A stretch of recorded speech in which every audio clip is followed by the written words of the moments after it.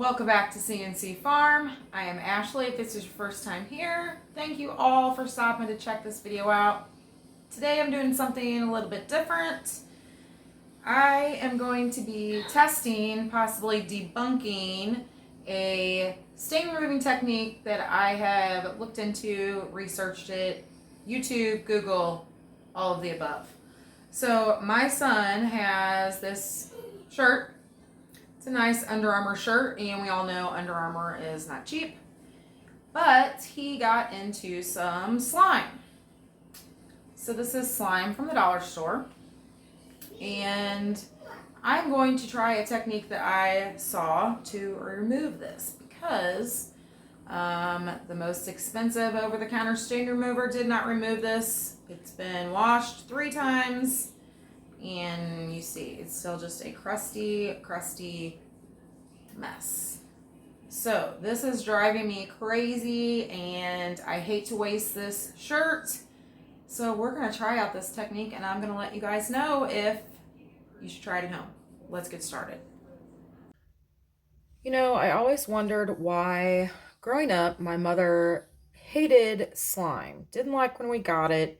Rarely would let us get it, and you know, now I totally get it. Totally get why.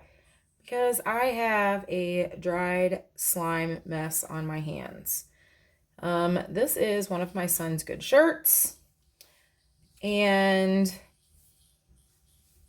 I did launder this. It's actually been laundered 3 times with stain remover, and nothing came out. See that? Probably a little bit came out, but for the most part, none of it came out. So, of course, I started my due diligence and was looking on YouTube, Google for ways that I could possibly remove this out of his shirt. And the first thing, the most one I ran across was the vinegar. So, I'm going to go ahead and pour some vinegar on this. I don't have an empty spray bottle. That would probably be ideal. So I put it in a little measuring cup. We're going to pour some vinegar on it, and we are going to try the first hack to get that off, which is just vinegar. Okay. Now the directions say to let it sit for 5 to 10 minutes and then gently scrub with like a toothbrush or something. Okay, so because this is very dried and stuck on here, we are going to let this sit for the full 10 minutes before we come back to try and scrub it off with a toothbrush. And we are back. This has been soaking for 10 minutes. I have this little brush here. It's not a toothbrush, but it's pretty stiff.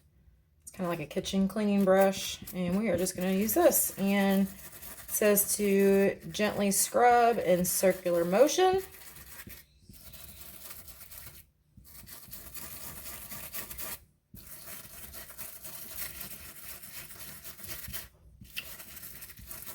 And then to rinse with warm water. So we're gonna see. It can already feels like I'm gonna have to like treat this again or it's not gonna work. But it was pretty caked on here. Because yeah, I can still feel it. But we're gonna see. We're gonna try it out here. All right, now let me get this rinsed in warm water and we'll see what we're left with. Okay, I've got it all rinsed. Kind of gonna see where we're at. Okay, so it does look better, but there is still some here. So what I'm gonna do is, because it does look like it is working, I'm gonna go ahead and do a second application. And then maybe we will just let this one sit a little bit longer. And we'll see what happens with the second application. All right, so I am debunking the first YouTube, Google process of removing slime from clothing because this did not work. You'd heard me say I could see that it was working. It really seemed like it was working and dissolving it, you know, by feel, but it is not. You guys see this? It's like crusty. Like, it's crusty. This was Dollar Tree slime. So, yeah.